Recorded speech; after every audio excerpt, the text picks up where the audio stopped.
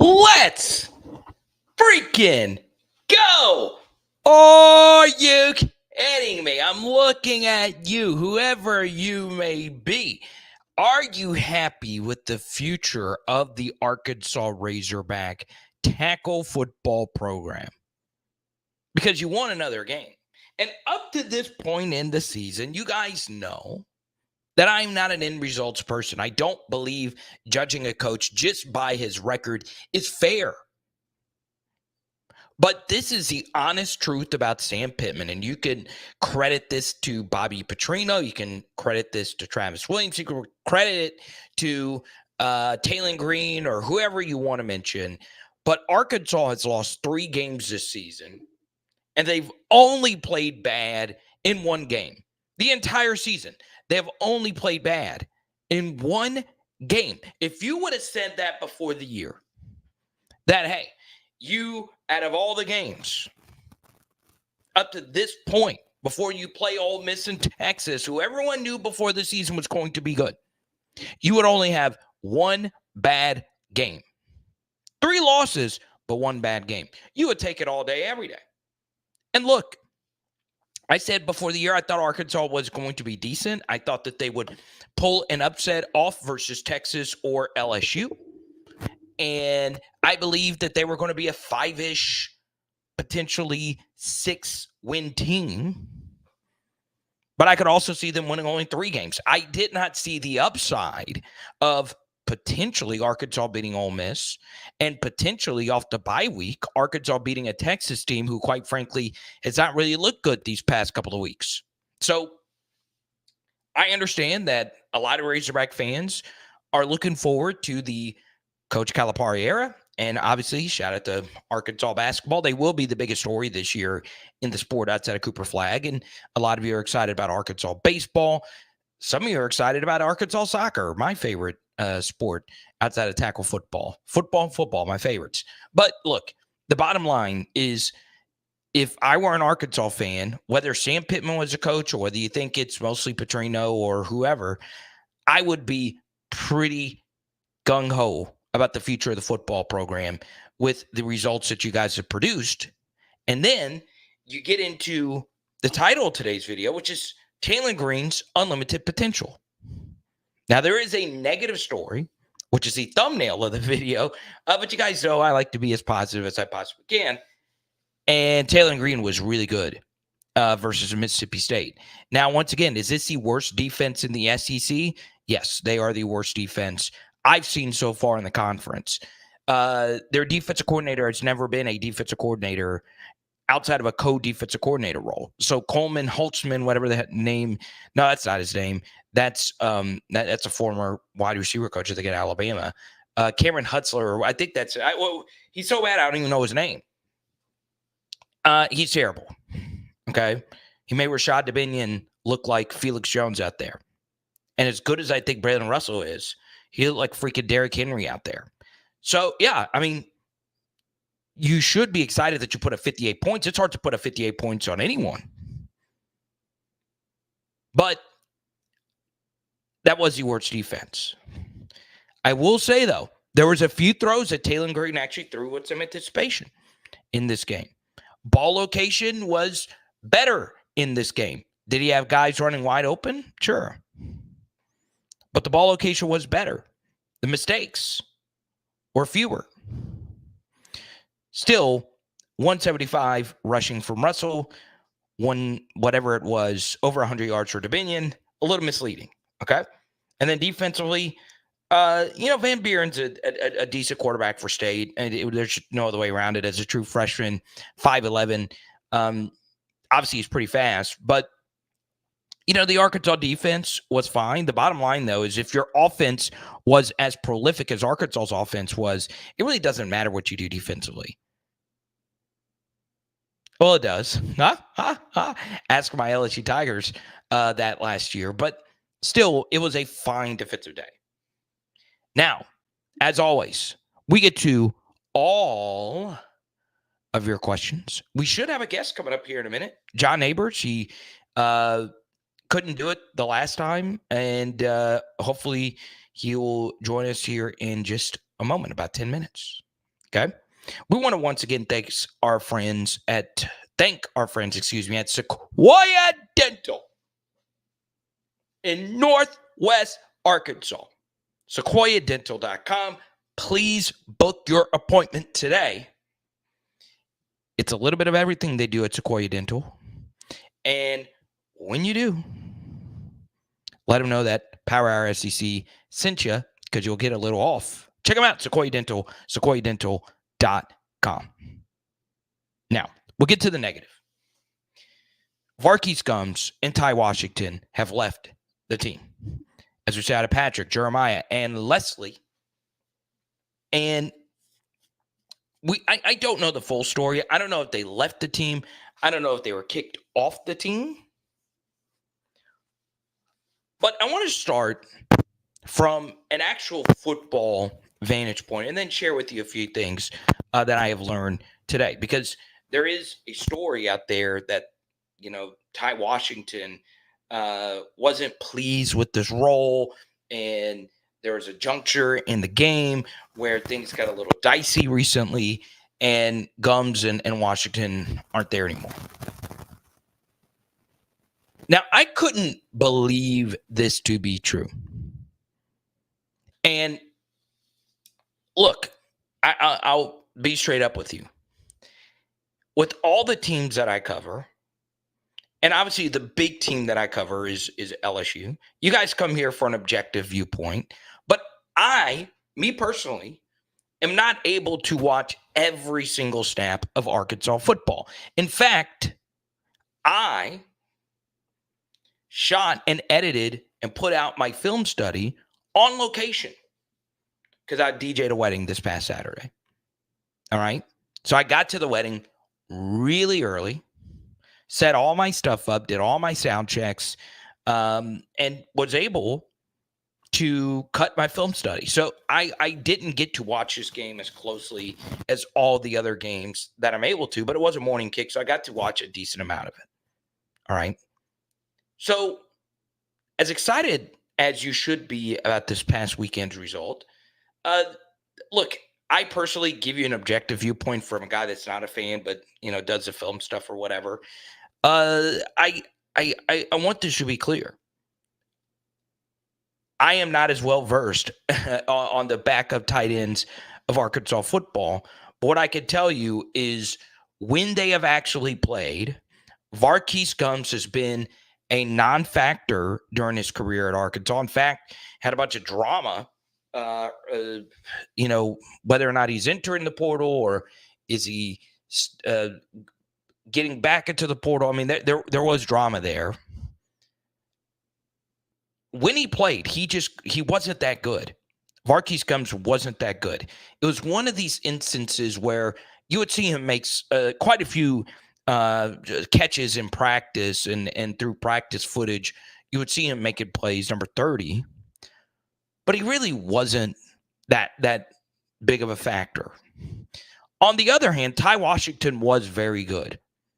He was very, very, very good last year. Per PFF, the best tight end in the SEC last year was Brock Bowers. The second best tight end was Luke Haas. And the third best tight end, when you remove snap minimums, was Ty Washington in the entire SEC. And there were some really good tight ends in the SEC last year. So you have one player in Varkey Gums who is more of a receiving tight end, but he's not a good blocker. He might be one of the worst blocking or one of the worst tight ends I've ever seen when it comes to blocking. That's how bad it was last year. And then you would see it some in like some practice clips, whatever the case may be. But Ty Washington was a somewhat decent blocker, in my opinion, but a very good receiver. I couldn't believe what Pro Football Focus told me today. They have graded roughly 50 players that have played snaps this year at Arkansas. The two lowest graded players on the entire offensive side of the football was Varkey Gums and Ty Washington.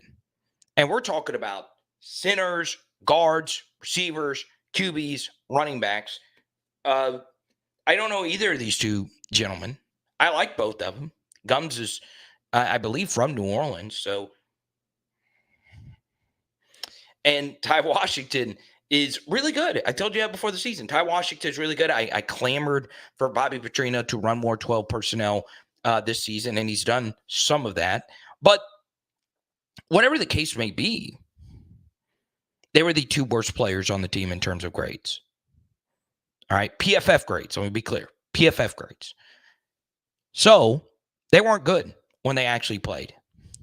It was bizarre, though. Like, just from the get-go, Washington never really played. Like, I think it's high. I think he only played north of 25 snaps in one game this year. And he did not log a single snap versus LSU. Now, granted, Arkansas only ran 50 offensive plays versus LSU, but he didn't play.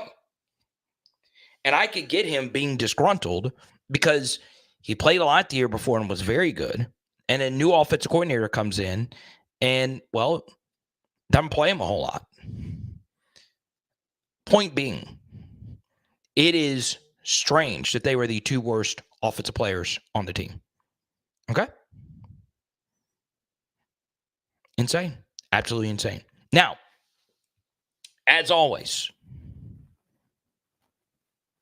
Super Chats, Cash Apps, Venmos are always welcome. We do it every Monday at 5 p.m. Central. It's just a simple live stream discussion on the team that you love. I do not claim to be the foremost Arkansas expert. I'm not in the building every day, obviously. This is not, a team that I cover every single day like a Trey Biddy or Andrew Hutchinson. But I will tell you that this team, outside of Vanderbilt and outside of Texas A&M, has been the biggest needle-moving surprise of the SEC this year. All right? And you should be happy about that. Now, should you be content? You should never truly be content as a fan. But I go back to only playing one bad game. Now, did it happen versus LSU? Your most bitter rival, or a lot of you, the most bitter rival that Arkansas has? Sure, you'd like to have that one back. But the point still remains the same to whoever you are watching. Sam has done a really good job this year. Were there some in-game between the headset coaching mistakes that I absolutely blasted him for? Yes. You won't find anyone that does Arkansas YouTube stuff regularly that called for Sam's head more than me. But, I've grown in what he's been able to do this year. And that deserves a good, long, hard look at keeping him around. If you were to fire him at the end of the season without cause, he is owed no less than, I believe, $10 million. I think it's 10. So there's a lot of different things. So not only was this move keeping him around a cost-saving measure, but it might end up just being the right decision. Okay? They're kicked off the team. Both of them are without the possibility of returning. Okay? Now,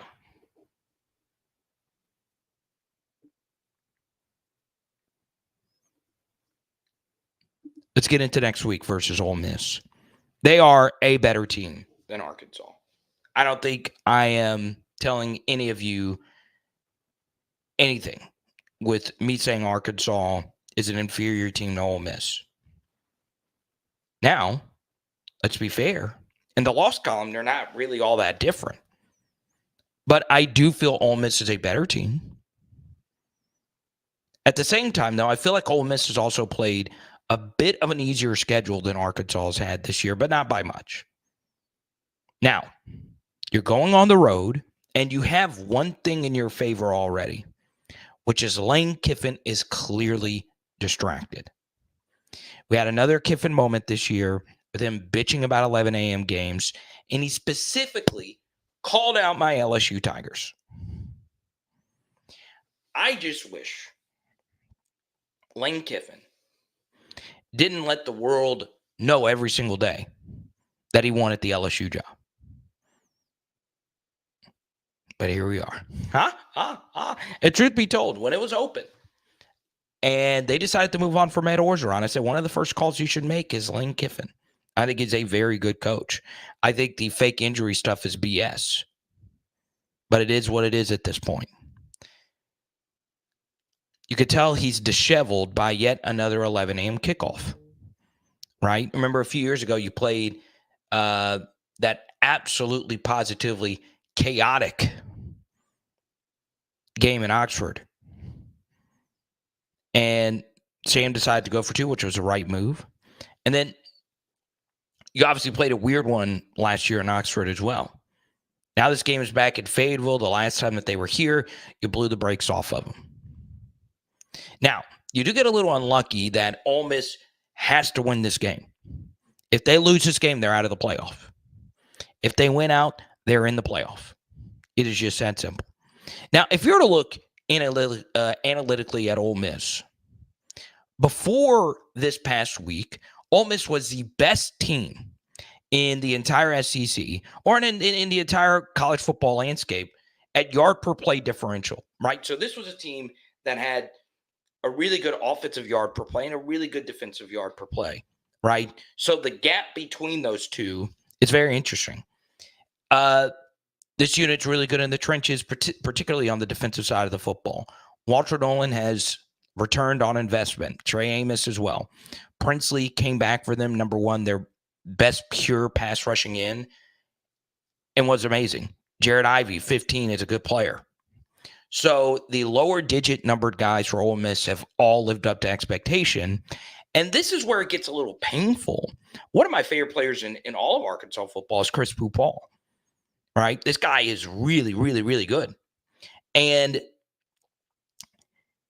he's been better when he ever was at Arkansas, which I know sucks if you are a Razorback fan.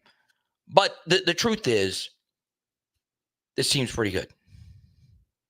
But 11 a.m. game, maybe you get another 25 interception game from Hudson Clark like he did a few years ago. But you look at this quarterback matchup, is there really that big of a gap between Jackson Dart and TAYLEN GREEN?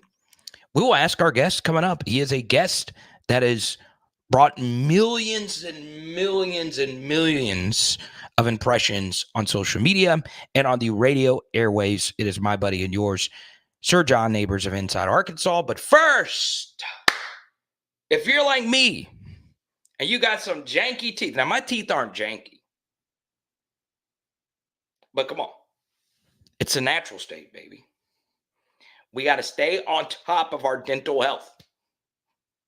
If you're in Northwest Arkansas and you've not booked your appointment yet with Sequoia Dental, what are you doing? Dental health is wealth, and our friends at Sequoia Dental are looking to help you feel like a more confident person. Dr. William Wilson and his team of experts do everything in their power to make this experience for you not only comfortable, but fun. Yes, take a look at this after and before photo. That guy definitely got himself a date thanks to Sequoia Dental. From teeth whitening to cosmetic surgery to, guess what? Botox. Yes, they do Botox. Call my friend Dr. William Wilson today or just go book your appointment at sequoiadental.com. Y'all show some love. Inside Arkansas Zone. John Neighbors. So let me ask you this. The Kansas tip-off game. Your initial thoughts on your first look-see at the Arkansas basketball team under John Calipari? I mean, other than them going 40-0, like you think talking about that? I mean, come on now. No, man, it's fun because it's an exhibition game, and I think everyone had to go in there knowing that, hey, you're not going to have a player like Jonas Adu playing, and Kansas is not going to have Hunter Dickinson playing. So it's not like full strength or anything. But listen, you got a chance to see him in real action against some quality talent, and it's there, man. I don't know if you can really base off Kansas how many games this team's going to win, but you see guys like a Boogie Fland, you see guys like DJ Wagner, you see guys that were 5-star players coming out of high school, guys that were high level guys coming out of the transfer portal, and you get to see them in action and see why they're so highly coveted and why they're so good and why they're probably only going to be at Arkansas for a year and go in the NBA. You got to see that, and the talent's there. The individual talent for sure is there, but can they put it all together and make it into a championship caliber team? Potential's there, but as we know, you never know in March when things will go Raya. You obviously cover all the sports. I only really, do the football here. Your thoughts on the change, obviously, from Eric Musselman, but overall, do you feel the basketball energy is as high as it's been since the Nolan era? I think so. I really do. And that's not an insult towards Muss or what he accomplished at Arkansas, because I think most people, even though last year didn't go well, most people are very thankful for what he did. I mean, going 8-3 in the NCAA tournament in 3 seasons is incredible. Like, people don't understand how rare that is. But when you hire a coach like a John Calipari, a Hall of Fame coach, a national championship winning coach that literally shook the foundation of college basketball, that's going to come along with some expectations and some vibes and some feelings. And so people are excited about what it could be. I don't think anybody knows what it's going to be, but they see that they have 5-star players. They see that they're getting an exhibition game with Kansas. They're playing in Madison Square Garden at Michigan. They're playing Baylor down in Dallas. Like, these are not matchups and games that anybody just gets. These are matchups and games that you get because you have a national championship caliber coach, but also a national brand. So everything's there to make this into a championship caliber program, winning and competing for one for sure. But it's also just the attention that's being brought, because Arkansas was already a pretty big brand of basketball, but with the Cal impact and the Cal factor, it's going to be up there with the most of them as far as television ratings after this season's over. I guarantee it. Yeah, the best basketball environment I've ever been in was the Duke game last year. I've never, I experienced that once when I was at LSU, but that was UConn women's versus LSU women's when they were both at their peaks, right? But Arkansas, I mean, these were two teams like under, they eventually were under expectation. But, I think at this point, you can make a case that now that Cal is at Kentucky, I know Kentucky will always be the biggest brand or whatever, but do you think there's like a legitimate way for Arkansas to be the basketball school over Tennessee and a few other SEC schools that have done well hiring big time coaches? I mean, yeah, I do think so, but it's got to have the winning come along with it, and it can't, and that can't happen, and that's really what it comes down to. It's cliche to say, but listen, you're getting the attention right now. Like, I mean, Seth Greenberg was there at an exhibition game. You're going to have the spotlight on you, and when you go on the road to play teams, they are going to circle that game and say, hey, you're gonna play in the craziest atmospheres. You're gonna play in the atmospheres when you go to Auburn, when you go to Tennessee, when they're at their best, because of who you are. You just got to have the wins to come along with it. And once you do and establish that, if they live up to that expectation, and what does that mean? To me, I feel like if they're a program that can have, say, be a 1 through 4 seed in the NCAA tournament, which is possible, and then you live up to that by going to, say, a Final Four. We'll just throw that out. Like, looking at it from the perspective of getting to that point. I'm not saying they will, but they're capable of it.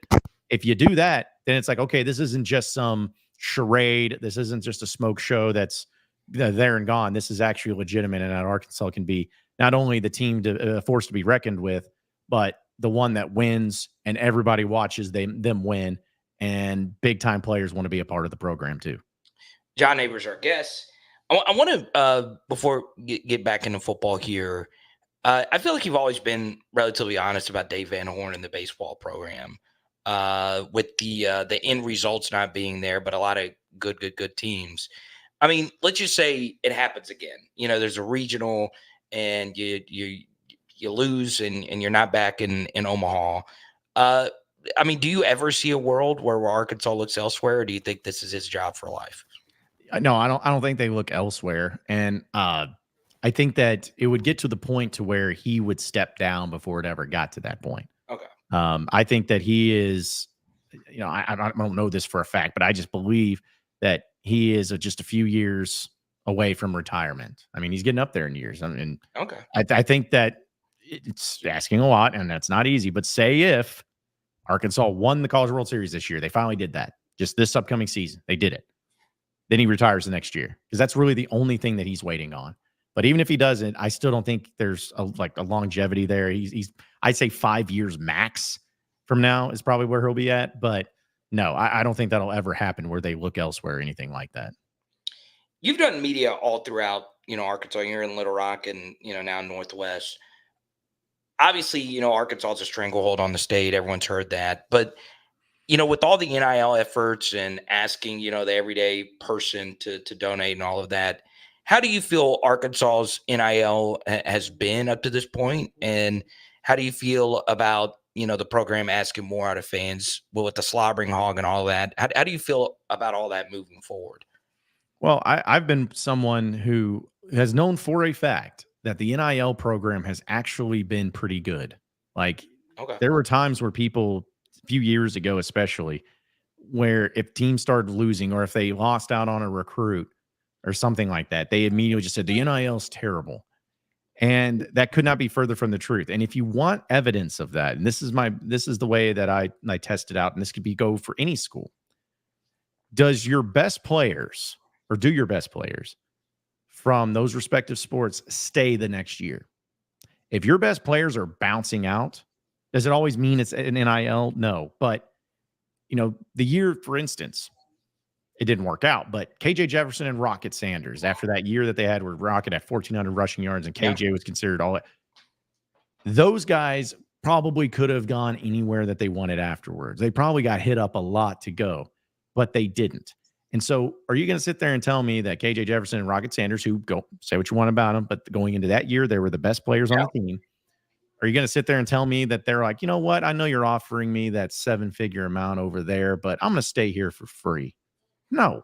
So Right. that to me was the best idea of like showing, hey, this NIL thing, it's not a problem. And that's not why Arkansas was losing in those games. So to me, it's more about just, the coaching to go along with it, the success to go along with everything. And to your point about how they're handling it and asking for money and all of that. I've been very critical of that because I know, say what you want, but I know the state of Arkansas and I know the people here. Yeah. I know what they respond to. Yes, it's easy to collect money when you're winning. Duh. That's how it is everywhere. But how do you do it when things aren't going great, when things are not where they need to be? You don't need to do them in some sort of cringy, not planned, not prepared social media thing. Just do it very simple and direct. I thought the slobber hog thing that they did, that was fine. I mean, they were going to put the slobber hog on the court no matter what, even if they got to that amount or not. Yeah, but it was fun. It's a fun little thing. That's the type of stuff I'm here for. They also announced this deal where you can have a roundup system where, you on certain purchases at certain places and with your account, it'll round up to the nearest dollar for you.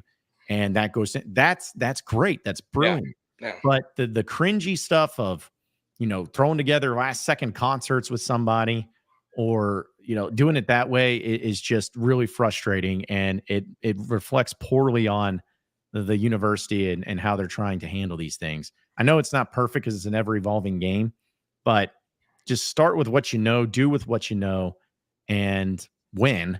And those two things, the NIL will never be a problem in Arkansas. And I don't foresee it ever being a problem in the same capacity that some people like to think it is. John Neighbors, our guest. A few more for you. We appreciate you hanging out with us.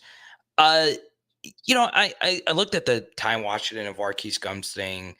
I was shocked, John. As you know, I do film breakdowns every week on the team. I was floored that these two guys were the lowest PFF graded guys on the entire offense, right? I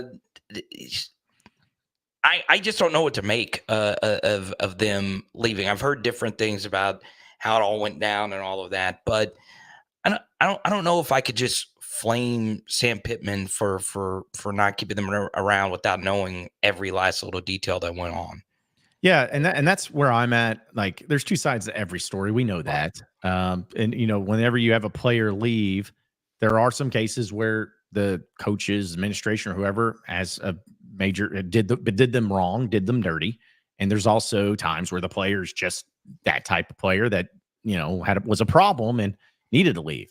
So two sides to every story. I don't know any details, but here's what I kind of look at: the Varkey's Gums thing.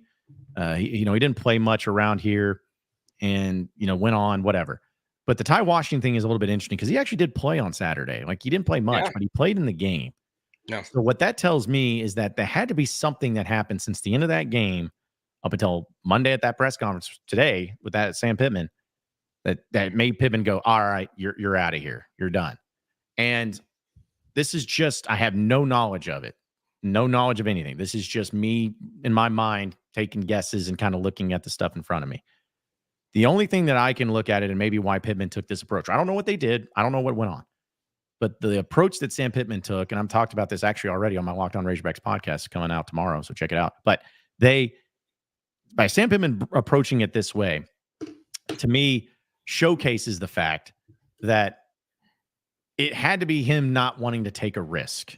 Because we've seen last year and the year before when the locker room became an issue, right? It became it was bad. And it was something that I say what you want about Pittman. They either didn't do a good enough job to corral, or it was just out of his hands so much that he couldn't. And I think right now, where it stands, Arkansas is 5-3. They're sitting there where Arkansas obviously has a above 500 record. They're 3-2 in SEC play.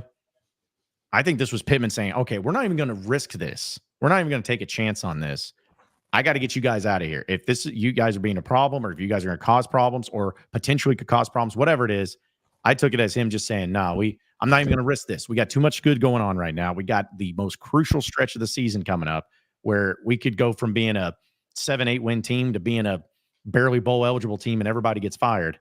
I'm not playing this game. You're out. So again, that is just my reckless assumption that he just didn't want to deal with it, didn't want to risk it. So he's like, all right, you guys are out. You're gone. And nothing against those guys.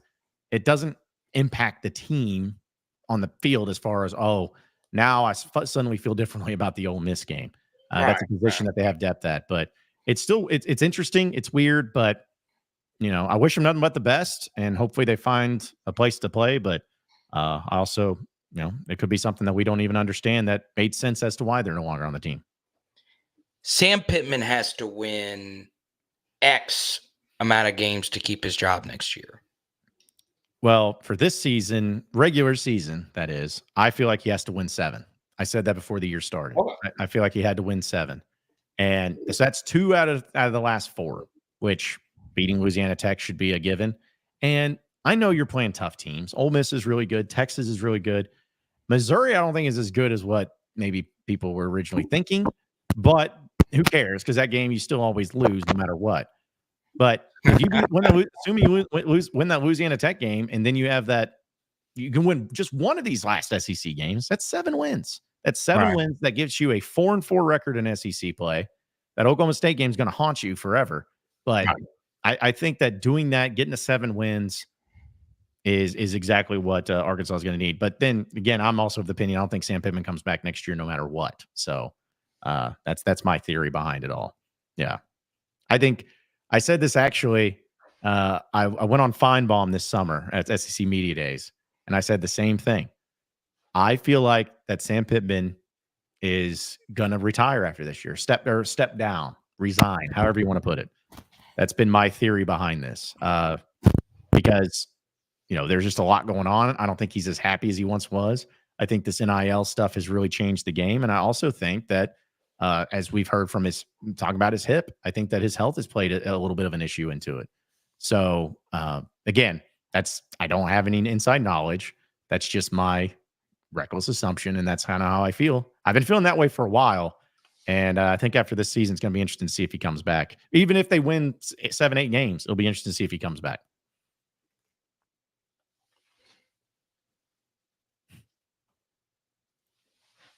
John? That's spicy, man. You acting like acting like me over here, man. You getting reckless with the head hog. I'm gonna say something. I actually agree with you. All right. In this way,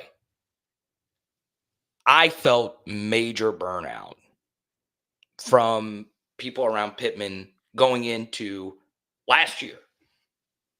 All right. Now I don't know if you've heard the same thing, but I felt that. Okay. I felt that. I have felt that for years. There's a few things that I've kind of noticed on the trail, if you will. And like you said a minute ago, NIL plays a big role in all of it. But there are still a lot of kids out there that will recruit and go to schools because of the coach. Mhm. And recruits parents feel the energy better from the coaches than even the players do. And I have felt that, right, in speaking to a few people. Now I'm not as well connected as you. I don't cover this team every single day, but now that you said it, I might join you on that opinion. You might have convinced me. You might have. Well, I mean, listen, I want people to understand, and I'm not saying it because I'm doing a I told you so. I just want people to understand that like this is something I said back in the summer, so I'm not just bringing it up All for the right. sake Yeah. of it. It's like Yeah. I'm on record of saying it back then, and it just too much of it adds up. And I believe that Sam Pittman also just wanted to end his coaching tenure as a head coach on a higher note than what it was last year, and I don't blame him. I don't blame Right. him at all. And I think that he has for sure. I mean, they've already won one more game, and they've won 3 times as many SEC games. So no matter what happens, he's going to end it on a better note. But I think that he sets it up that way. I think that wheels have been in motion for that. And I think Yeah. after that Missouri game, hopefully it ends up being a Razorback win that they can go out on. He's going to say, hey, I'm stepping down, and here's who's coming in. Here's the plan in place, and they're just going to move forward with it. I appreciate your boldness because I mean that could backfire on you in a major way. But I like it. I like boldness. What's interesting about that is like what he owns a lake house in Hot Springs. Mhm. That's correct. Okay. Yep. Uh, you know, I could see him just retiring into the sunset, literally. Like, I mean, because you can't enjoy a summer lake house. I mean, that's like you can if you have a big season coming up. You're never on vacation, especially nowadays. Uh, so let's just say that does happen, and Hunter Yurachek walks up to you in an Arkansas polo. Dude's a kind of jack guy, and he sits you down. He says, "John, you talk about the Arkansas Razorbacks every day on Locked On and your website. Sam just informed me that your opinion was true. And first off, he asked, I didn't know John Neighbors was a psychic. And then the second thing he says, John, what should I do? So what would you do in that situation? Would you promote Bobby Petrino? Would you promote Travis Williams? Or do you open up the door for Barry Odom come on down with Brendan Marion and run the go-go offense? What would you do? Well, what I would do personally is that I would try to think of a way to like look at the next few years. Because you think Bobby Petrino is not going to be a head coach again. He does not want to be a head coach again. He doesn't. He doesn't want to deal with. All he wants to do is coach his quarterbacks and coach offense. He doesn't want to deal with the media. So that's not happening. Okay. But I believe also with the Travis Williams, which I love Travis Williams. I think he's phenomenal, does a great job. I think that it's going to be a situation with him that he goes and takes a job, maybe like UAB, for instance. Yeah, right. Yeah. Bill Forsman, I mean, they're awful. So it's like, if they had a change there, and he's from Alabama, that would make sense. I could see him taking over as that head coaching position. But to me, I've always felt this way. Again, going back to what I said in the summer, that they're just going to bring Barry Odom in. I think that Barry Odom would be the next head coach. I think that he would bring in Michael Schur as his defensive coordinator, who was the linebacker coach here at Arkansas, who did a phenomenal job. If people can't remember, I mean, he made Grant Morgan and Hayden Henry and Bumper Pool, that trio there, into pretty good SEC linebackers. Also was pivotal in getting Drew Sanders, who was really good, to come in. I think that'd be his coordinator. And then I believe he keeps Bobby Petrino on, because if you remember correctly, he hired Bobby Petrino over at UNLV. And then that's when Bobby went and took the job at A&M. I don't think there's any ill feelings there at all. And I also feel like that was part of the grand plan of, hey, let me bring Petrino in because we know how big it is for him to stay to get another year. Right. with TAYLEN GREEN in this offense. Barry Odom agrees. So I think he steps in, lets the offensive staff stay in place, brings in his defensive guys with Michael Schur and all them. Who knows? Maybe retains a Marcus Woodson or whoever. I don't know what that would look Right. like. But I think that would be, to me, that would be ideal. That would be smart. That would be the best, smoothest of transitions. And personally, I think it would be pretty exciting because I really respect Barry Odom. I think he does a really good job. I think he's got UNLV at 6-2 right now. And I think that, his love for Arkansas and his time here, I think he'd be a really good option for him. One other thing to the Barry Odom, and I was thinking this, John, when I was doing my LSU film study, is a lot of ADs don't like to be too bold, right? You don't want to get too crazy, right? UAB looks absolutely crazy when Brian Vincent goes to ULM, makes them good, and you hire Trent Dilfer because he had Dilfer's dimes, one of those kinds of things. ADs are copycats, just like coaches are copycats. All right. The guy that's probably going to win Coach of the Year this year is Mike Elko, who is a former A&M defensive coordinator, and doing the same thing with Barry Odom would be the same thing. You would be doing basically the same thing. DC, who knows the lay of the land, I wanted to be the head hog, and now he comes over. That makes a lot of sense, John. It really does.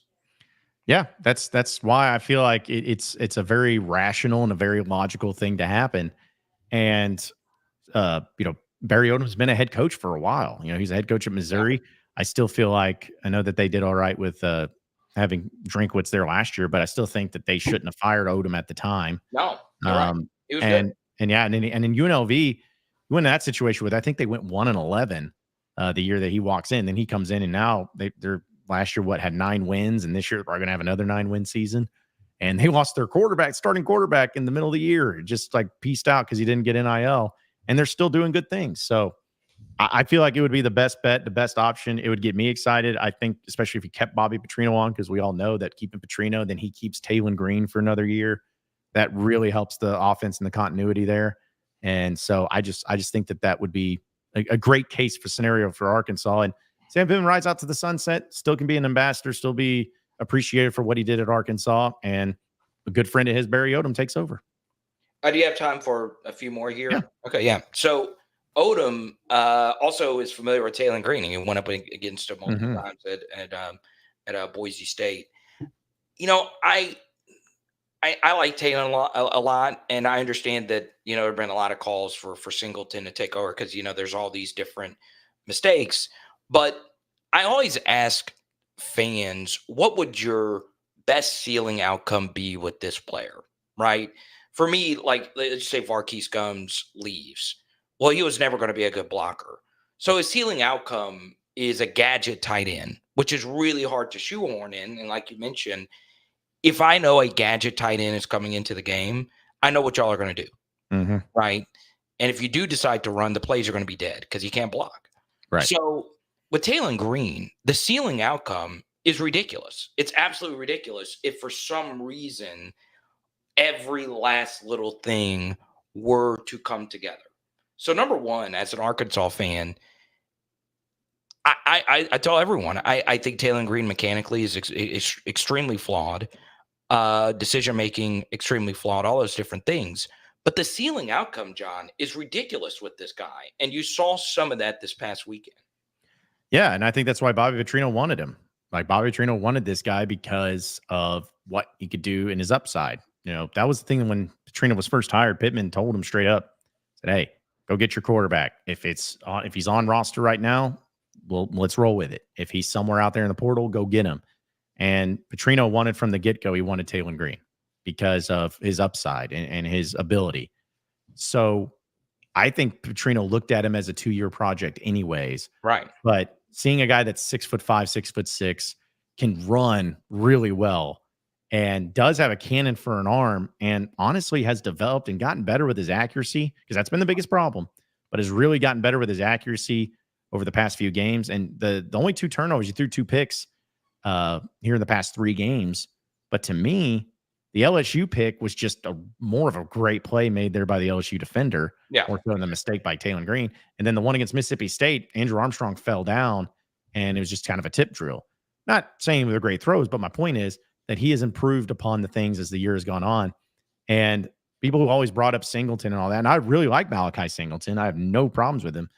But this isn't something like, oh, this is a new offensive coordinator and, he could be making a mistake.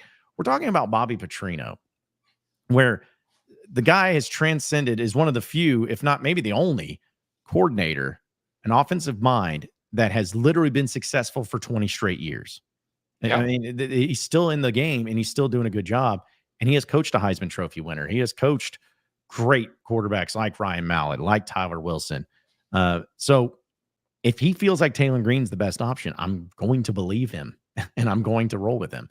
So yeah, I think Taylon has it all going on right now. I think he's still got a lot to improve upon and he's still getting better, but he's a great personality. He seems to be a great leader that all the team likes and the offensive line really respects. And so I'm really excited to see how he continues developing here in these final 5 games. I do think Arkansas wins 2 of these final 4. And that's about where I see them right now. What say you? No, I do too. I do too. I picked them to go 7-5 preseason. Granted, that was with them beating Oklahoma State. So, you're going to have to go 4-4 in SEC play instead of 3-5. But no, I do. I do believe that just given the likelihood and given the trends, you're going to win. You're going to win one of these SEC games. Like, I just don't see Arkansas ending the season, especially the way that they played, with 3 straight losses to opponents, which they're good opponents. They're really good. In fact, you could make the argument that they're better than Arkansas, but I just think Arkansas is good enough, talented enough to get one of these. And if they do that, I think they're going to be in great shape. Do you miss terrestrial radio? I miss some elements of it. Yeah. I miss the breaks, that you get in the middle of it instead of, just to keep going and, kind of have time to reset your mind and everything. But, it's a lot fast moving, a lot faster paced in this type of thing. And, I miss the element of surprise to it all, where you never knew who was going to call in. You never knew who was going to, what was going to happen. You're regimented for 3 hours straight. You never know what news is going to break and what you get to talk about. So now there's a lot of things I miss about it, but there's no doubt that the digital aspect of what we do at Inside Arkansas and also on my Locked On Razorbacks podcast, is just such a direction that things are going, and what people are really starting to consume their media by and the way of just being present. So, but yeah, I miss elements of it, but not enough to say, oh man, I wish I could just stop what I'm doing now and go back to it. I'm not that way at all. I miss it. I do. I miss the salary. That's part of it. I miss doing country radio. I DJ at a wedding and country music. I DJ at a wedding in Arkansas, and the bride requested Call in Baton Rouge. I was like, yes, ma'am. I'll play that right in the smack dab middle of everything. Like I miss that, the callers, because the callers have like names and stuff like that. Like Brother Chad and Zone 4 was my favorite caller on my sports and country show. But I like this better.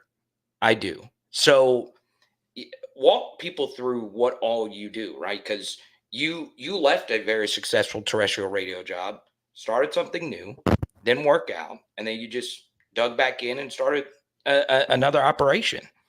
Yeah. No, it's kind of crazy because, like leaving it. Here's the thing: is the way that my vision of it all and what it was going to be did work out. It was just certain people that I was involved in was it was just an awful situation for everybody. And so I needed to get out. We needed to get out, and we did. And so we rebranded. Like we've changed a few things, but as far as the idea behind and the vision, it's still the same thing of what I always wanted and what I always envisioned of wanting to do. Having a toe in everything and being there basically to where it's on, like being in everyone's face a little bit on social media and on YouTube, like everywhere where people are going, because everyone's on social media, everyone's watching YouTube, everyone's doing these things. Yeah. But my whole goal behind it was also to do it on their time, where we're live and everything, but you're the one who gets to hit the play button whenever you want. Is it later in the day or is it live? Well, we're going to make it happen for you. Basically giving people what they want. We have a website that we write articles on at InsideArkansas.com. We're not Okay. going to have articles written on there that we know that no one's going to read. We're not going to do segments that we know no one's going to watch. We give people what they want. We'll try things, and if it works, great. If it doesn't, that's fine too. But just being where everybody's at and giving people fun, direct, quick understanding of consuming their content in a way that's catered towards that, where if it's on your phone, if it's on your computer, whatever it is, you got it, and you can't miss us. So I think that it's been awesome. I mean, it's been a learning experience, and the growth has been incredible. I mean, we just kind of rebranded here the past 2 months, 2.5 months, and I mean, the growth has been just tremendous. And Yeah. with what Curtis Wilkerson does in basketball, to me, he's the best basketball mind and covering Arkansas here in the state. And Andrew Ellis does a great job with baseball, and what he does. That's the reason why I wanted to hire him and why I wanted him to be a part of it, is because of how talented they are. And, I just think that, after everything and where we're at now, if this is kind of the lowest of where we're going to be as far as growth goes, and we're just going to keep going from here, then Yeah. I think the next year or two is going to be really fun. And we just got to keep consistent, keep at it, and keep having fun with it, man, because I think people are really responding to that too. Yeah. So a few weeks ago, I think it was Kingsley that informed me of McCrory, Arkansas. I had never heard of him. I lived in Arkansas. And then he said, "Hey, somebody at Inside Arkansas is from McCrory." So is that true? Yeah, that's what Curtis is from McCrory. Okay. All right, good. That's right. That's the only thing I wanted to ask you is because like the funniest thing is, and you've obviously lived in Arkansas your whole life. I've lived there for a good bit of my life, even though I'm not technically from there. A majority of my life is from I still learn about towns that I have never heard of in my life. Yeah. And so I was like, there is a McCrory, Arkansas, and apparently there's some kind of festival held in I don't remember. I think it was like Tick Fest or some kind of random Arkansas town. So, do you have a small town Arkansas festival that you think of or that you've been to that just doesn't make any sense? I just learned Toad Suck Days in Conway. Toad Suck Days. Yep. Yep. Here's the thing: is what's funny is I'm from the state of Arkansas, and I'm going to be honest about it. Like, I'm from Fayetteville, and I didn't leave Fayetteville much. I have Okay. the only time I really did growing up is I went to my family farm in Rabbit Ridge, Arkansas. That's just right outside of Damascus, which is right outside of Greenbrier. So many people know where that area is at. Wait, there's a Damascus? Yeah, there's a Damascus. Wait, like from the Bible, Damascus? Yep. What? Damascus, Arkansas. No, you made that up. No, you made that up. There is no Damascus. Yeah, I've only heard of that in the Old Testament. Yeah, dude. If you take Highway 65 from Conway, goes right into Greenbrier, you're going to run into Damascus. You're going to go right through it. It's between Greenbrier and Clinton. So yeah, Clinton. Yeah, what? There's pride of Van Buren County. So yeah, that's I haven't gone out much, but I will say I've been to 2 festivals, and one of them I continue to go to. The first one I ever went to is, I remember, it was in Gillette, Arkansas, and it was the Coon Supper. And they actually cook raccoon, like they cook it, and it's a very big deal. Jerry Jones was involved with it. A lot of politicians go down there and stuff. But I went to one of those once, and that was quite the scene. Raccoon is terrible, and it's the worst thing I ever ate. So yeah, no, it just wasn't cooked correct. Coons. Yeah, that's what it was. It had to be. Yeah, so that was awful. But I do still to this day, and I go it's the Saturday after Thanksgiving. I go down to Stuttgart for duck gumbo, and I always have a really good time at that, and a lot of cool people down there to hang out with and meet. And it's a big party that's down there in Stuttgart. So yeah. So is it just a dish that's made, or is there a duck gumbo weekend, or what is yeah, it? it's duck gumbo on that Saturday, and people like show up and they get judged on their duck gumbo, and you have to make it, and you win. You went out there. They have booths that people are throwing stickers at you. Well, as I said, you just have to experience it to really understand it. But it's an awesome time. And if you've never been, I highly recommend going at least once. But yeah, down there, it's great food. And the greatest thing about it is it doesn't last long. It's like from noon to 5 p.m. So it's like 5 hours of going hard in the paint, and then you get to go home. So yeah, it's great. Casey was my best friend growing up in South Arkansas. Cane Hill Apple Blossom. You ever heard of this one? I have not. I have not heard that one. I mean, again, there's probably going to be so many that I don't even realize or understand. But yeah, it's going to happen, I'm sure. There's Boomtown Fest and Smackover on the way to Heber Springs. Dude, I didn't even know about, because I know Stuttgart's known for duck hunting, right? I know of plenty of like LSU players that go to Stuttgart for duck hunting.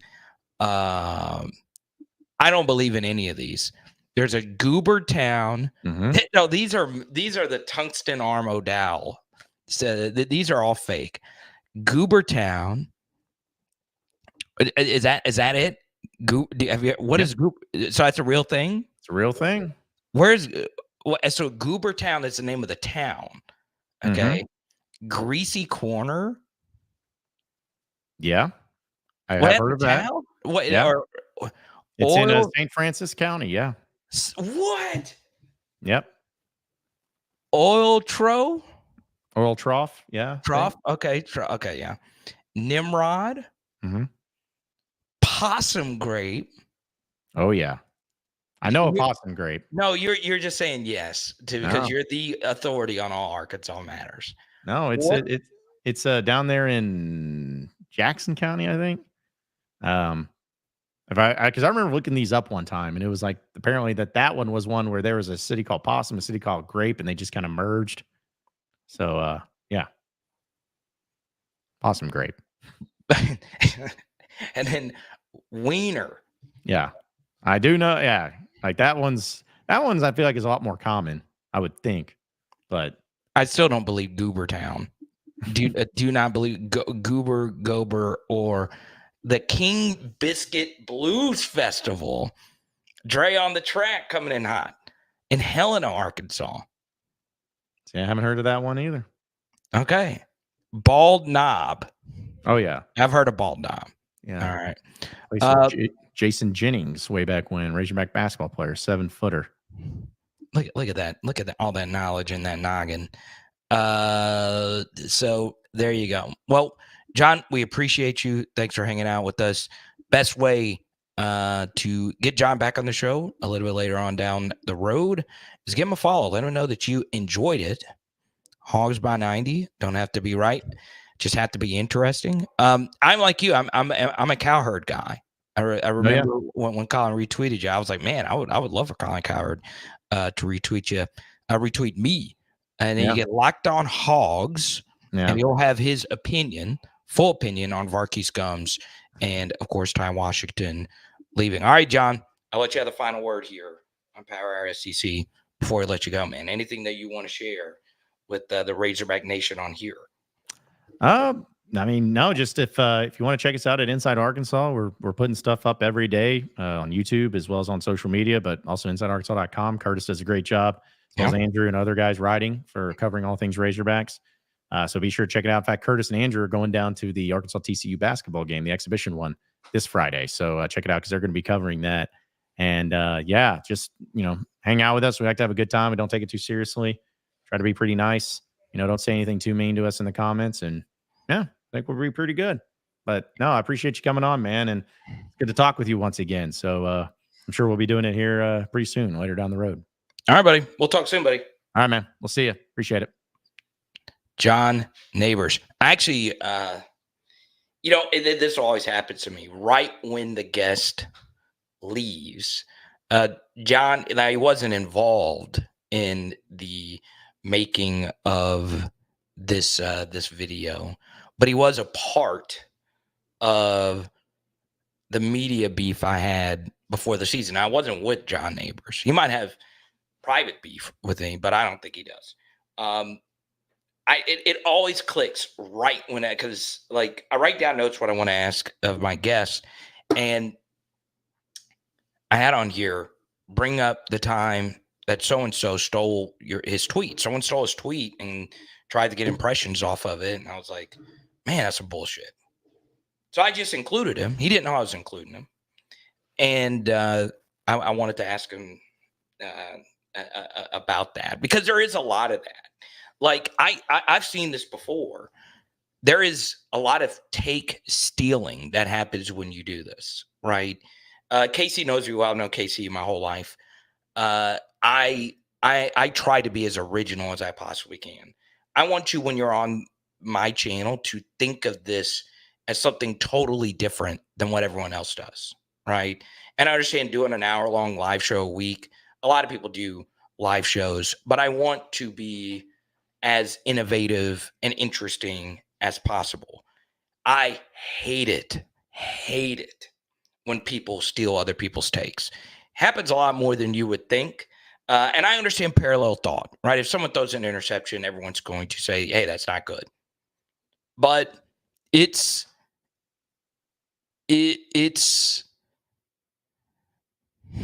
pisses me off. And when I saw that guy taking John's thunder, I was like, oh, I'm not going to let that happen. So I included it. And I probably should have let John know, because I didn't want some other person to be dragged into it. So I wanted to apologize to him for not giving him a heads up. But there you go. Kyle, another friend of mine, Kyle, Casey, and I have a strong mutual friend. Kyle's a very funny comedian. Check him out. I go to King Biscuit every year. All right. I'm glad I had John on, because I would every week on this channel ask you guys for small town Arkansas festivals. I had not done it in a few weeks, and I finally learned what Goober Town is. Now, what's funny is my father-in-law, I call him the Cat Daddy, he is an Arkansas historian. He knows almost every last little thing you know about this state, right? When it comes to Arkansas knowledge, he's just behind like Rex Nelson and whoever you think of when you think of Arkansas. And I've asked him, hey, what are some small town Arkansas festivals?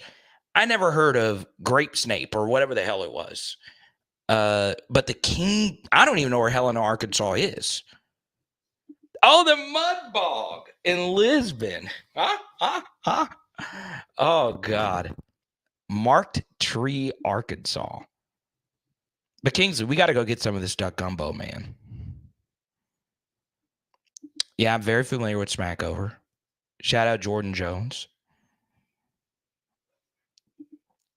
But yes, my father-in-law knows everything about Arkansas. He knows all the highways and stuff. And Jordan says, I'm just taking a break from the LSU content. That's part of why I do this show. Like, it's part of why I started Power Hour SEC, is I have passion for everything. Now, I don't love any team as much as I love LSU football, right? LSU football 1, Liverpool number 2, which is why I wear a Liverpool hat on this show. But those are my two favorite things. But I started covering other teams because, I have a journalism degree, and I like being able to be completely or just more objective about things. For LSU content, no matter who you are or whichever team you're covering, there's always a little piece of you that doesn't like being critical of the team that you love, which is why I gave John a lot of credit for saying, or for him saying, hey, I'm sticking with my opinion. I think Sam Pittman is going to retire at the end of the season. And honestly, it would not shock me. I really do believe this. I really have heard this, that it does seem Sam is a little burned out. And, part of, I've also heard this to be true, because coaches always say this, hey, this is my dream job. But Arkansas really was his dream job. Sam Pittman, like, he really likes the state, right? So I could see him wanting to end his career here. He's made a buttload of money, and enough money to go on the lake every weekend if you want to. So,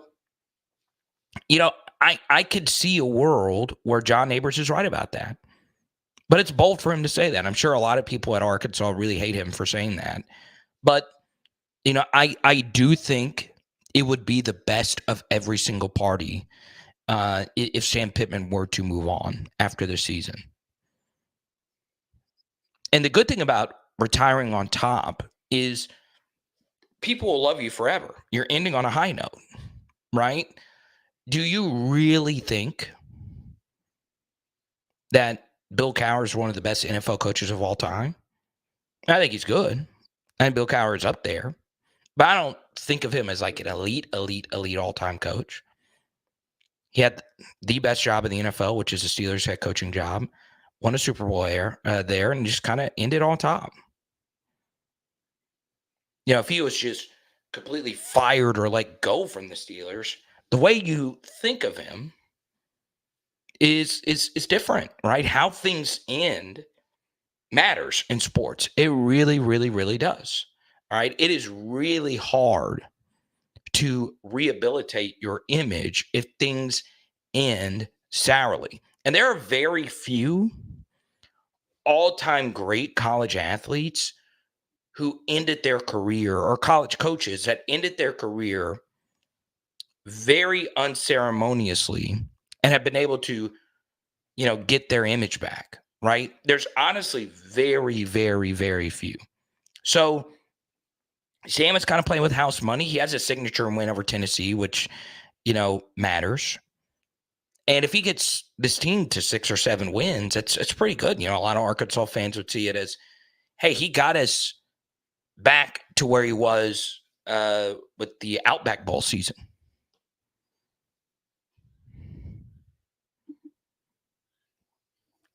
So, perfect example, as Casey brings up, our favorite coach, Jurgen Klopp. He's Liverpool's coach. Jurgen Klopp did things at Liverpool that have not been done in eons, right? So Liverpool, kind of like Arkansas in many ways, their best years were way back. Arkansas in the 60s and Liverpool around then with Bill Shankly, Bob Paisley, all those guys, okay? And Jurgen Klopp came in, and we had won some with like Rafa Benitez and a few other coaches. But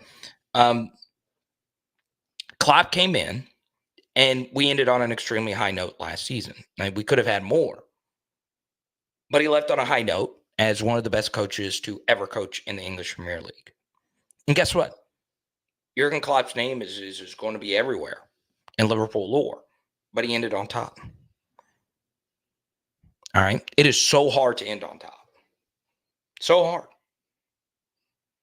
But ending on top gives you other opportunities down the road. Right? It really, really does. Like John Elway, for instance. Let's go to Charles. He says, T. Will would be my next choice for head coach. That wouldn't be a bad option. It honestly wouldn't be a bad option. But I do think, Kyle, please, I was going to introduce you to Casey, who you and I once again share a very strong mutual friend, but now it's not going to happen. You can't bring that shit up now, Kyle. Please go jump into an erupting volcano full of electric eels. Okay. You can't bring that up. You can't bring that up, dude.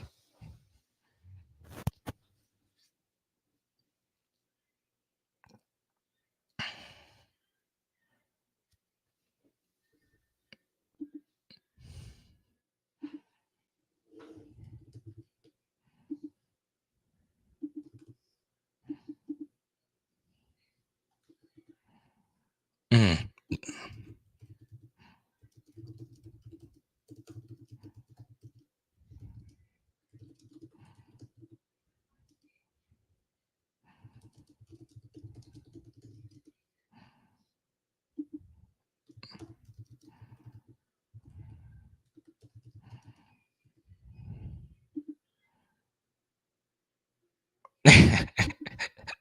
I don't have a Samsung Note, so I can't see where Everton are on the table. But I do believe people in power in sports leagues are copycats. They'll see something that works and immediately think, we need to do that same thing. Because Mike Elko has had so much success in year one, Barry Odom just makes a lot more sense as time moves on. Now, would that be the direction I would go? I wouldn't, from an Arkansas perspective, I don't think it'd be bad. One thing I knew about Barry Odom is that he legitimately loved being in Arkansas, right? Because it was kind of close to, you know, where he coached in Missouri. So he knows that lay of the land. T. Will, if the Auburn job opened up this offseason, which it wouldn't, he would definitely take that, right? That would be his dream job. But what?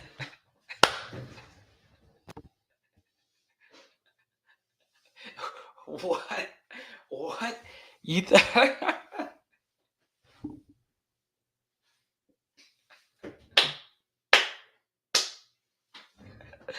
what? A Louisiana? What? A Louisiana fried chicken hat?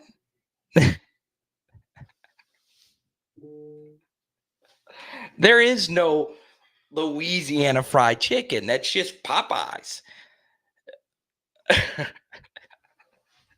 I love that you thought that there was a chain of chicken restaurants that is the sister to Kentucky Fried Chicken called Louisiana Fried Chicken, and they have their hats made by Nike. Oh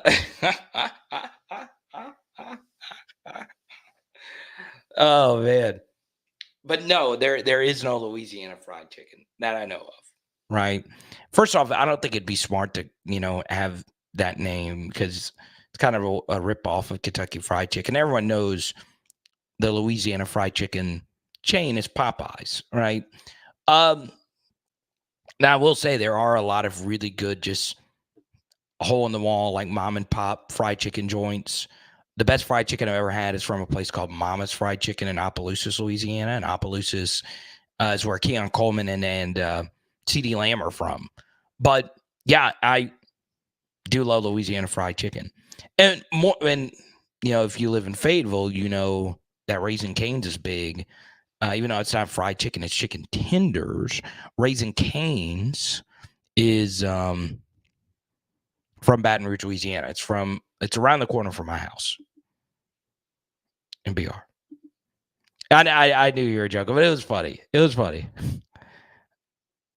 Wait, so there is a Louisiana fried chicken? It's in Texas? Oh man.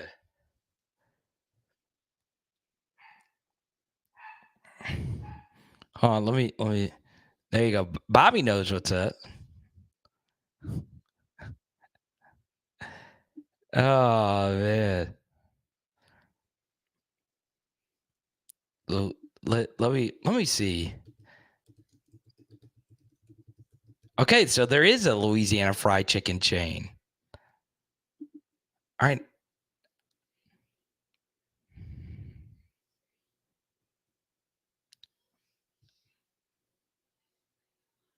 Wait.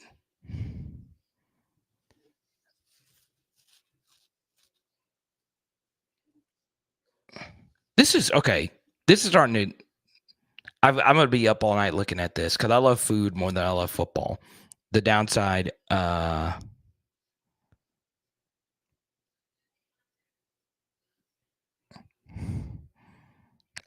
now you're coming in hot. Leicester Football Club. I know you're joking. Everyone knows that this is Liverpool Football Club, the best sports team to ever sports outside of LSU football, of course. Okay. Louisiana Famous Fried Chicken is an American fast food chain that started in 1976 in Los Angeles by Joe Dion, a Michigan native. Okay. Apart from Los Angeles, there are also locations in Pasadena, as well as other locations in California and in Arizona, Georgia. Oh, this is bullshit. This is bullshit. Okay. By 2017, there are 148 Louisiana famous fried chicken restaurants run by Cambodians, and the ownership has been transferred to Michael. Dude, I hope this is the most trash chicken to ever chicken. Dude, I swear, man, you can't be a Michigan native and start a chain called Louisiana Fried Chicken. The words cultural appropriation gets thrown around too much, but that is a Rachel Dolezal of freaking franchisees. You can't do that shit. That is unacceptable. Like, my night has been ruined. You want me to get passionate?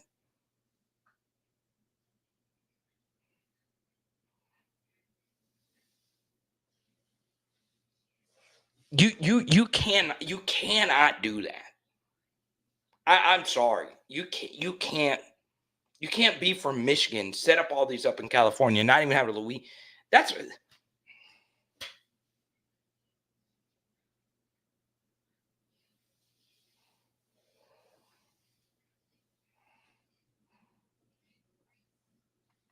dude, I will say, speaking of Arkansas fried chicken joints, shout out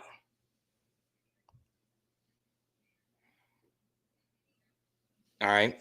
My one of my dearest friends is Van Lathan. Van Lathan and I have gotten to become really good friends. And he had a tweet, and obviously Van's on a completely different level than I am in terms of, podcasting and all that.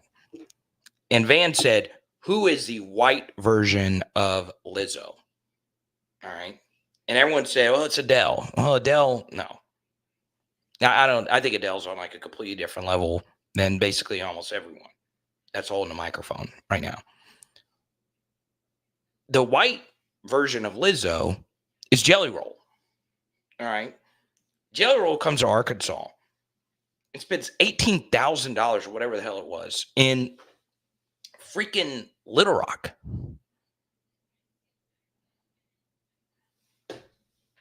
Shout out to him. Shout out to him. Okay. Jelly Roll is my dude, man.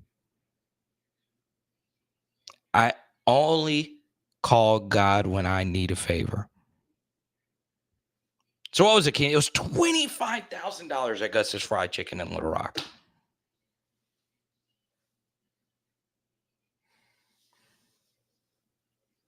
Somehow I think Jelly Roll's underrated, even though he's like A-list now.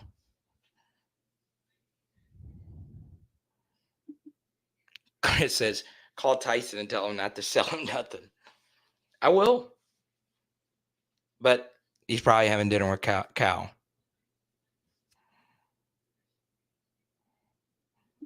Rayville. Let's go, Kingsley. Oh, man.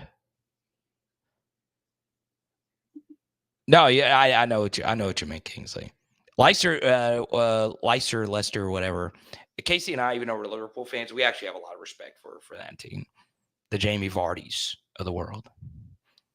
All right, I'll take a few more next few minutes, and then we'll have to skedaddle. Once again, the only way for me to continue growing is by you sharing on social media that you enjoy watching the show. I try to make this not just a film study thing. I know that's what most of you guys, go to the channel for, is the weekly Arkansas film study, and we'll do an Arkansas Ole Miss preview, and we'll have it out on Wednesday. That's what I normally do. I did actually. So I DJ'd a wedding on Saturday. I was able to cut the film study before the wedding started, and the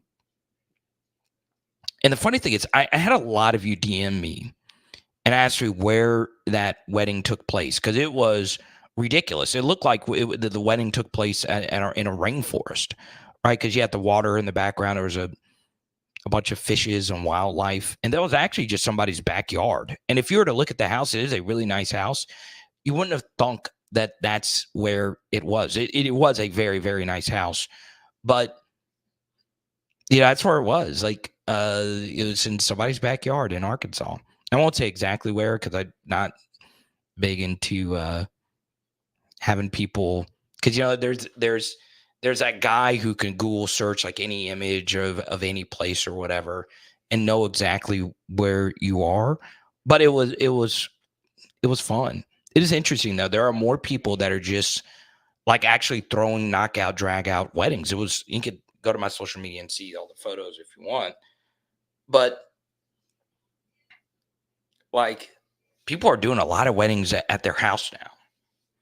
All right, in Arkansas, there's 2 or 3 places where most of the weddings happen now are at barns and at people's houses. I swear. Barns or people's houses. Now there's some, more upscale places where weddings take place. Yeah, sure.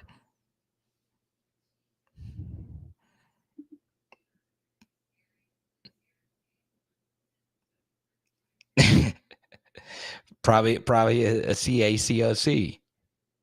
Let's go. Yeah, there was a lot of uh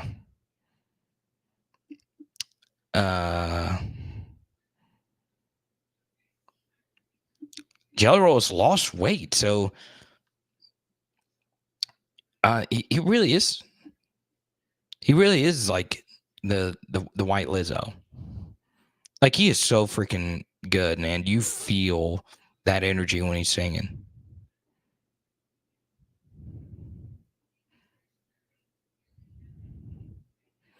Yeah, I'm not lying that I would say 30% of all Arkansas weddings happen at barns, right? And I do a lot of barn weddings, a lot. Um a lot. And honestly, they're the hardest ones to do logistically are at someone's house, right? Because it's not the venue is not made for that. All right, but barn weddings are fun. They normally turn out to be pretty rowdy.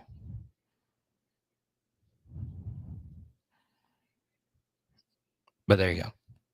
Our goal by the end of the season, get Jelly Roll on the channel.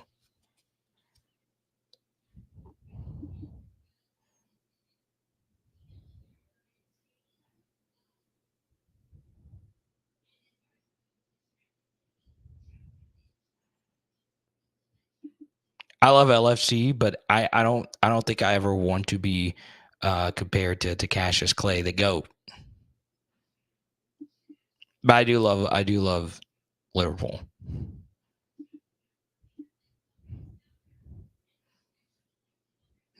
But thank you guys so much. Crazy live stream, fun live stream. This is not a fat shaming channel.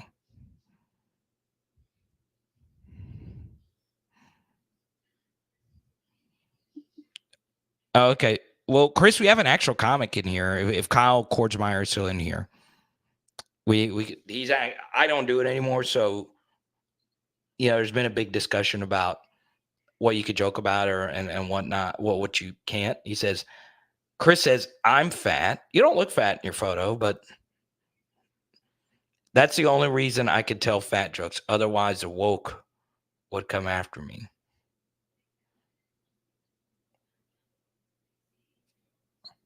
I don't. I think most of the audience that I draw are not very sensitive people because I could be I'm probably a little bit more negative than like your average Arkansas media member, but I wouldn't consider it negative. Um, okay, so Chris, this is actually kind of funny. He has no fear of me taking his job. Ha ha ha ha ha. Uh, but yeah, like I think the people that I draw to watch his channel are a little bit that like have thicker skin, right? Do I get a lot of angry emails and messages about what I say in the film study if I talk about this guy? Like for instance, my analysis of Rashad Dominion has been very critical, right? Basically, like, do I think he's an SEC level back? No, I think he's probably closer to a group of 5 talent level running back or like an ACC level running back. But it's not anything personal. So I think if you make jokes, as long as you're not like over the line offensive, I don't think anybody really cares.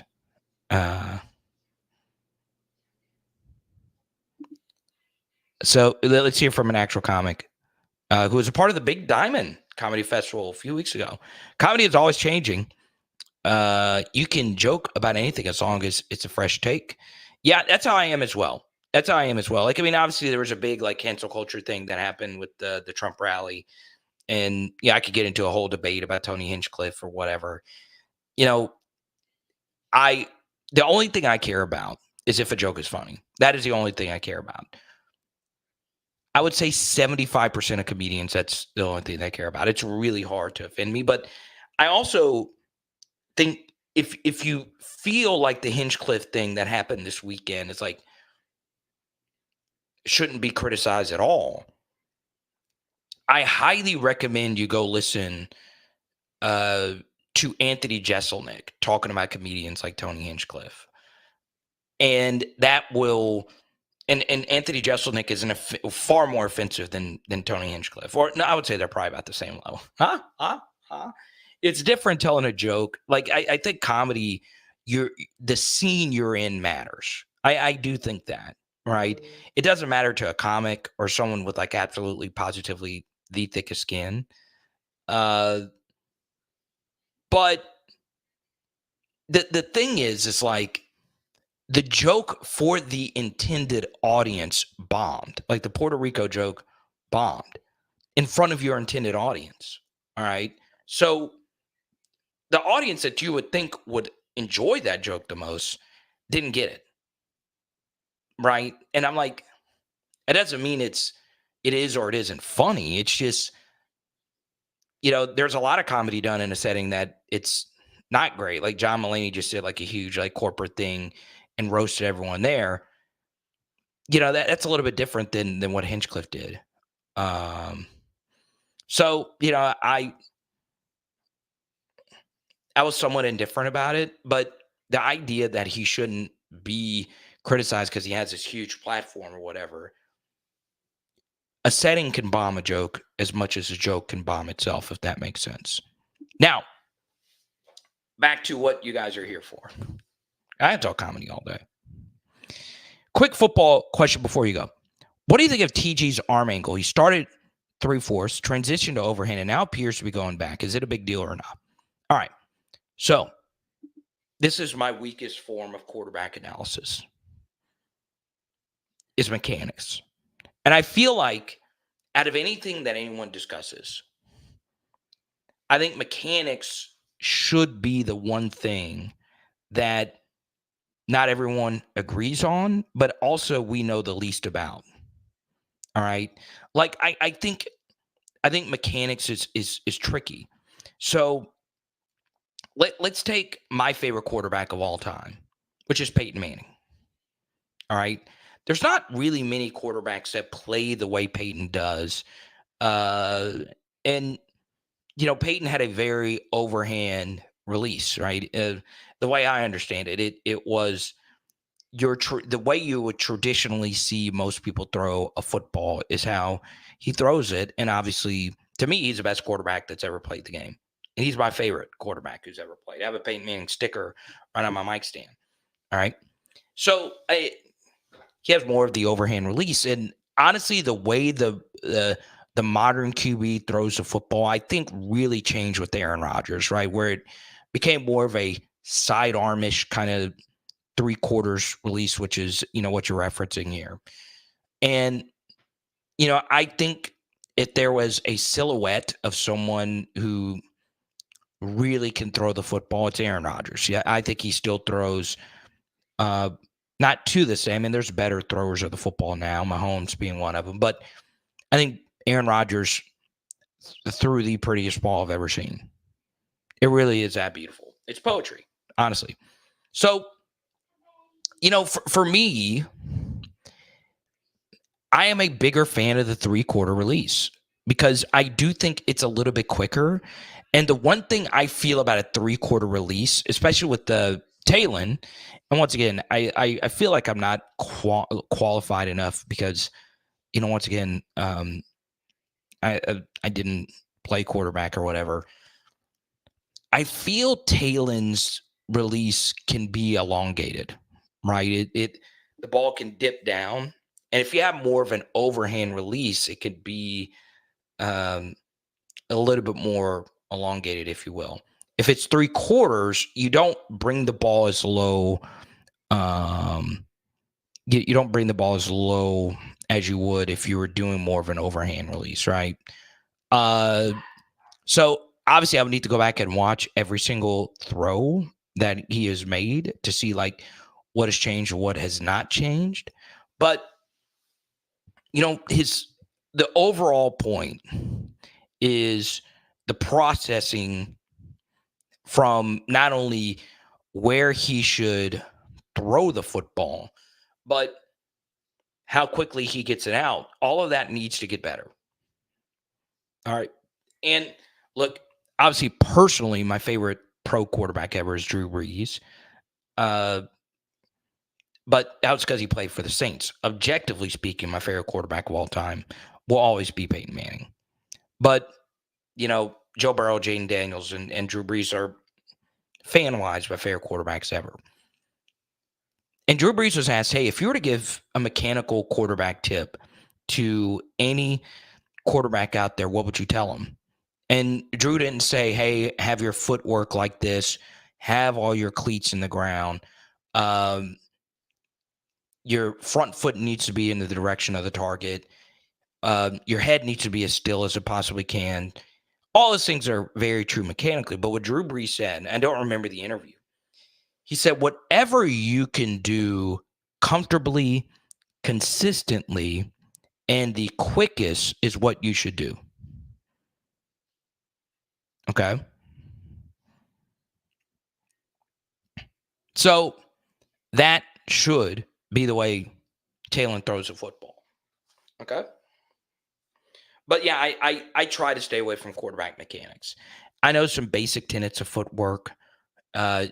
You don't want to put too much weight on the front leg because it causes the ball to dip, or it can also cause the ball to sail.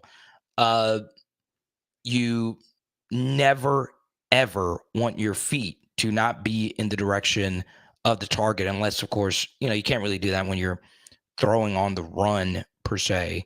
You want to have a relatively wide base. Shorter quarterbacks have a tendency to have a wider base than taller quarterbacks, which, I agree with to a certain extent. But, there's 1,000 different things. You want that head. You do want, in any way, shape, form, or fashion, you want that head to be as still as you possibly can. I mean, there's a lot of different things, but it's whatever. Now, thanks to each and every one of you. Let's see. Did we get any super chats today? We did not.